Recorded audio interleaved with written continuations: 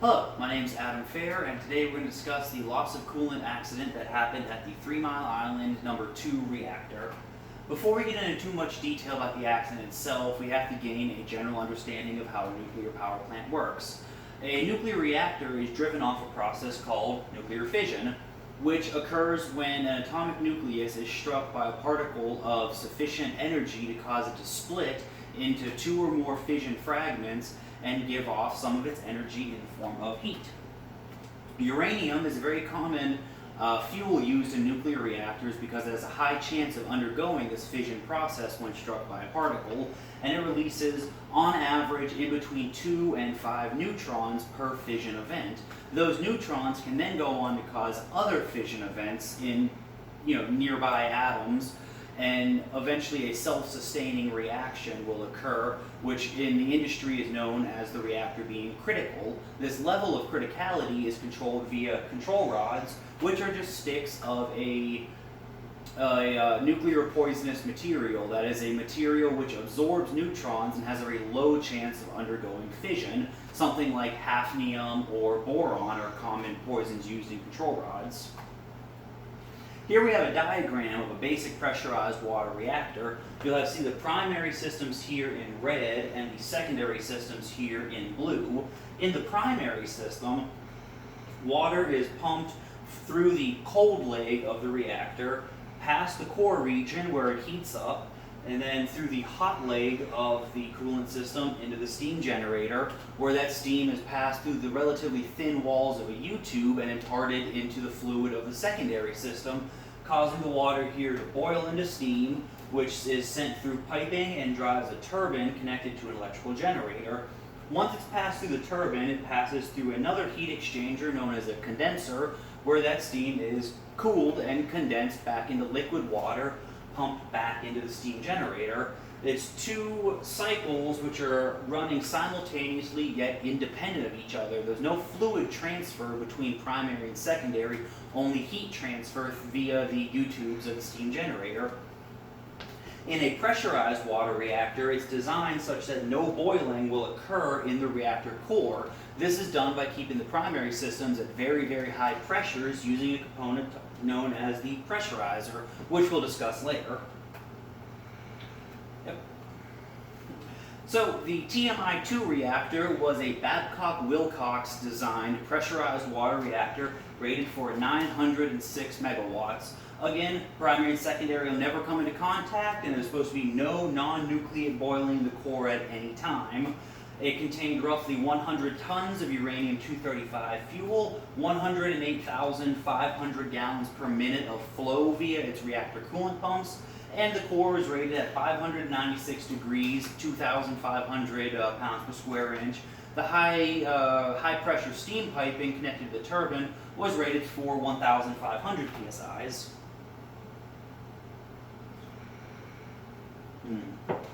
The pressurizer prevents boiling the core by keeping the primary at a very high pressure, in this case 2,155 pounds per square inch.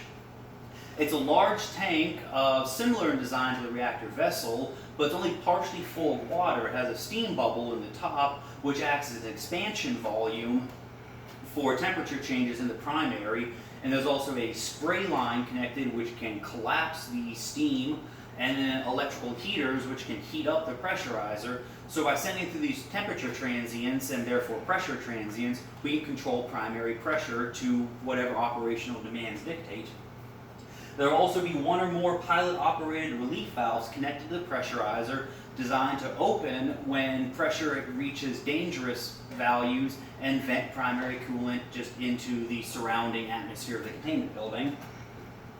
So, the accident itself. At 4 a.m., March 28, 1979, TMI-2 was operating at 97% power when a condensate pump tripped offline. That is the pump which removes the condensed steam from the condenser and begins sending it back to the steam generator. The exact causes for this aren't exactly known, but it's suspected that it's due to maintenance that was performed improperly a few days prior. When the condensate pump trips offline, the downstream feed water pump trips offline, removing feed flow to the steam generator. The combination of these causes the turbine generator to emergency shut down via install a safety circuit. When there was no feed to the steam generator, 3 auxiliary feed pumps energized and performed as they were designed, but downstream block valves in the feed header were shut. They were inadvertently left shut due to testing a few days prior. So the primary had lost its heat sink, and the water volume within the primary began to quickly expand. Because the water volume was expanding, pressure within the primary was increasing, and it rapidly rose to 2,255 pounds per square inch, 100 pounds above its normal operating value, causing the relief valve on top of the pressurizer to lift and vent coolant into the containment building. Simultaneous as happening, the reactor scrammed, which is a protective feature designed such that all the control rods will immediately be forced fully into the core, halting the fission reaction, or halting the fission process. But it must be noted that there's never no fissions occurring. Even if it's just a small amount, there's still fission events happening within the core, and it's still producing what's known as decay heat, which must be accounted for, and there must be a way to remove it, even in a reactor that's been shut down for an extended period of time. Now, due to this relief valve venting off primary coolant, pressure began to fall until about 2,055 pounds per square inch, when the relief valve should have resat, but for unknown reasons, it mechanically bound and was stuck open. However, the operators in the control room believed it to have been shut because the valve position indication, or VPI for that valve, wasn't driven off the position of the valve stem itself, but just the electrical status of the solenoid. Solenoid was energized in the shut position, therefore the operators had indication the valve was shut. With a loss of feed flow and the loss of ways to remove decay heat, quickly the steam generators boiled dry, which made the primary temperature and pressure begin to increase even faster than they were before. Around this time, high pressure injection, or HPI pumps, were started, which began to add water to the primary at a rate of about 1,000 gallons per minute. So this water injection, coupled with the rising temperature in the primary, caused water level in the pressurizer to increase, or apparent level in the pressurizer to increase. The operators had no direct indication of vessel level, only pressurizer level, and they assumed if pressurizer level was within its prescribed bands, then there must be sufficient water volume in the reactor vessel to keep the core covered and safe. However, their indications showed falling pressure and a constant temperature, a dead giveaway for a loss of coolant, but the operators did not recognize this at this time. For fear of going solid, the operators throttled the HPI system from 1,000 gallons to below 100 gallons per minute. They were afraid of going solid because that's a condition where the pressurizer is filled completely full and there is no steam bubble there. Without an expansion volume, very small temperature changes in the primary can lead to huge and possibly catastrophic pressure changes within it. The operators were performed as they were trained, but their actions inadvertently made the situation worse. The lowering pressure allowed the water within the core to begin to boil, forming a steam bubble. So at this point, the reactor vessel was actually behaving like a pressurizer, and this steam bubble in the core drove pressurizer level up even further. The operators were still concerned about going solid, and they actually removed a large amount of volume from the primary via the reactor's letdown system. Basically the worst action they could have taken at this time. 8 minutes after the beginning of the accident, the operators noted that there was no feed water flow and took actions to remedy that. The two downstream block valves had been left shut, they were reopened, and while this didn't have any direct effect on the accident itself, it distracted the operators and caused a delay in them diagnosing the actual catastrophe that they were in. At 4:11 a.m., an alarm came into the control room for high water level in the containment floor sump. So water was collecting on the floor of the containment building, a dead giveaway for a loss of coolant.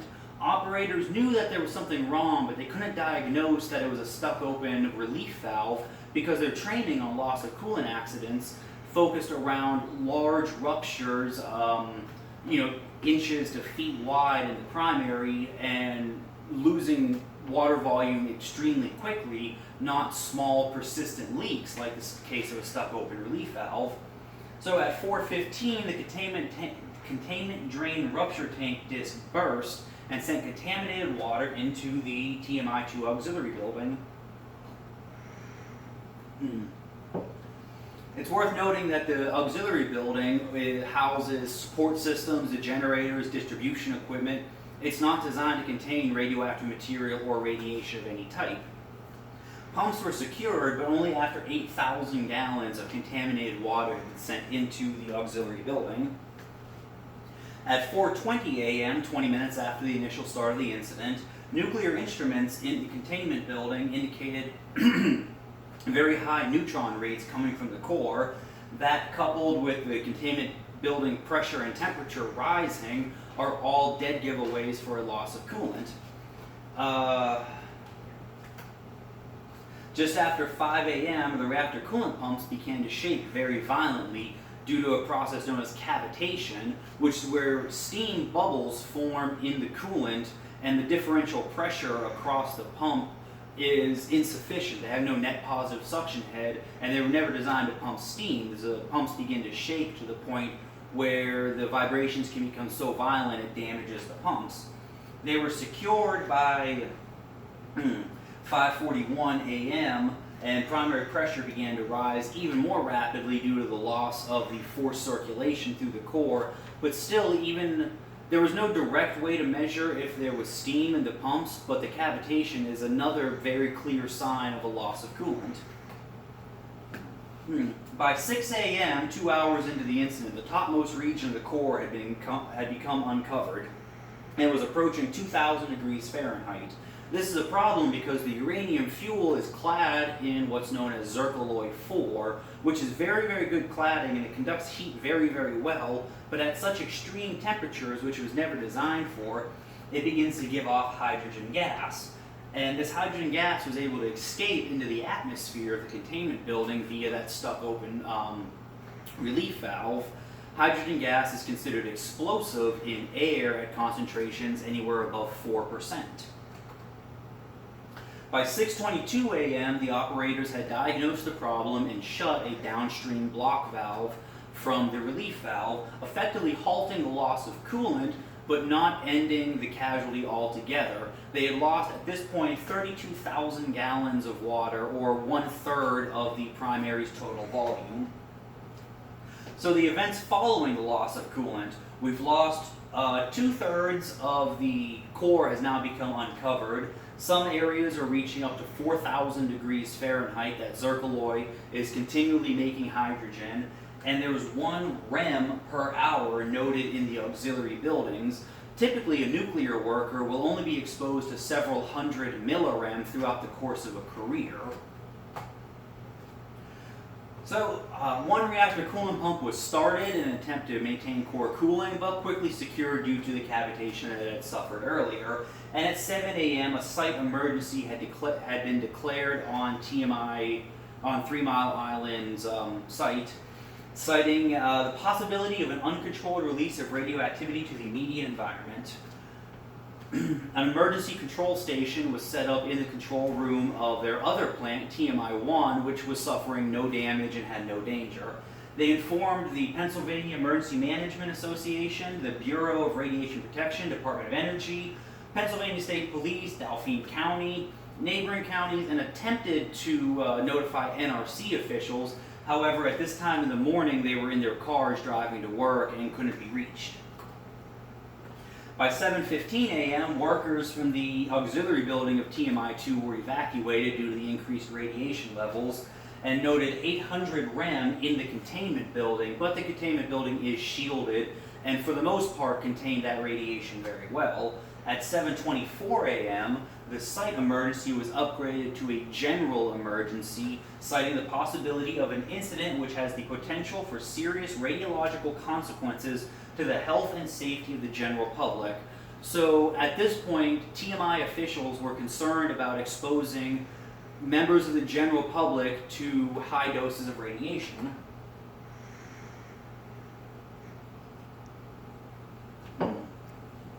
In an attempt to recover the core, the HPI system was restarted and added 18,000 gallons to the primary. However, this is only about half of what was lost during the initial incident.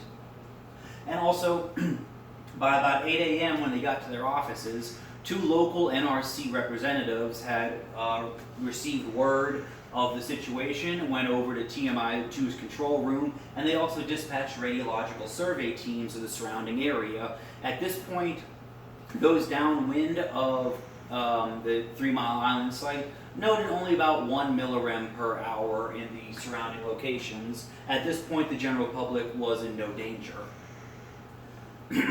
While they're attempting to combat the casualty, containment building pressure rose and triggered automatic isolation at about 4 psi. This shuts off the containment building from all outside water or airflow. However, operators overrode this action and inadvertently released more radiation into the atmosphere via leaks in the fluid systems. It's worth noting that TMI-2 had an outdated containment system because the standards changed while they were in construction, and TMI-2 was granted a grandfathering into the old standards. The high-pressure injection system ran for over 2 hours at this point, and an erroneous air sample had indicated the presence of iodine-131 in the air, which is particularly bothersome because your thyroid gland will preferentially absorb iodine, and if it happens to be a radioactive isotope, a human being stands a risk for a very large dose from that iodine. So, attempts were made to cool via natural circulation, which is a process to have forced flow through the primary systems without the use of the reactor coolant pumps. The differential temperature across the core will cause a differential pressure and act as the driving force for flow through the core. However, due to that steam bubble in the top of the core, there was no path for water to actually flow, so all attempts at natural circulation failed. The operators attempted to lower pressure by opening a pressurizer block valve and securing the HPI flow. Why they did this, we're not really sure. It's the worst case of action that they could have taken. So at about 2 p.m., while they were attempting to establish natural circulation, a loud thud sound was heard in the control room. An operator shrugged it off as thinking it was just ventilation damper valve slamming shut. It was later discovered this was actually a hydrogen gas explosion within the containment building, and a helicopter flying overhead at the time noted a momentary spike in radiation hitting as much as 3 rem per hour. And around this time, radiological survey teams noted 2 millirem, so raised background levels in the surrounding community.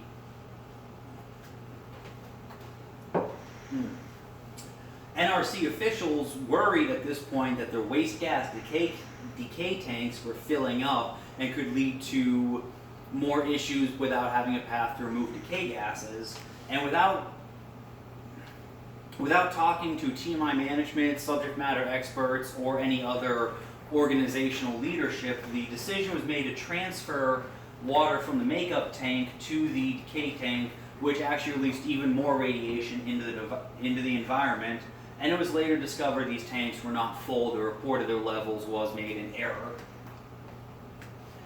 March 30th, 10 a.m., the Pennsylvania governor advised all residents within 10 miles to remain indoors, and President Carter, who was actually nuclear trained during his time in the Navy and had a good understanding of the technical aspects of the situation, ordered for the NRC to send a subject matter expert to 3 Mile Island and advise everyone on the best course of action. The local community was told to prepare for evacuation, so police, fire departments, hospitals, schools were put on alert, and to evacuate they'd be looking at 6 counties, 650,000 residents, 13 hospitals, and 1 prison that they'd all have to move within the course of a few hours. The NRC officials at this point finally learned of the hydrogen explosion, which had previously occurred and was not noticed, and worried, well, could it happen again? They calculated that there was up to 1,000 cubic feet of gas within the primary, and it could reach the point of self-ignition within 5 to 8 days. And also simultaneous to this, because of the erroneous iodine test that they had received, 250,000 doses of potassium iodine were delivered from companies as far away as St. Louis or Detroit in an attempt to pass them out to the public. Potassium iodine will saturate your thyroid gland with a safe form of iodine that does not have any radioactivity, so that your body can't absorb its radioactive isotope. However, it was eventually determined that there was no danger of another explosion due to an effect known as the radiolytic recombination of hydrogen and oxygen, which occurs in all nuclear plants. The hydrogen was being recombined with the oxygen as fast as it was being created, so there was not going to be a subsequent explosion. For now, the incident was over. So just because the incident's over, it doesn't mean we're just going to forget about it. One of the things that came from this was the formation of the Institute of Nuclear Power Operations. They have a headquarters in Atlanta, Georgia, and was founded December 1979, just a few months after the 3 Mile Island incident. Their mission is written as to promote the highest level of safety and reliability to promote excellence in the operation of commercial nuclear power plants. They achieve this mission by acting as an oversight for safety, quality assurance, and operational practices in all U.S. power plants, well, nuclear power plants, and also as a point of contact for information sharing between plants, allowing them to learn from each other's mistakes and copy each other's best practices. They also accomplish their mission through training, accreditation, evaluation, event analysis, emergency support, input to construction standards, and providing technical assistance to individual plants when it's requested.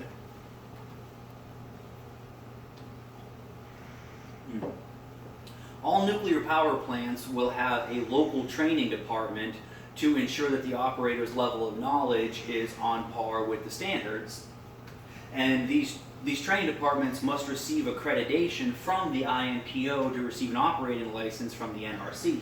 The INPO offers or recognizes 12 total training programs, 6 of those in operations, 6 of those in technical.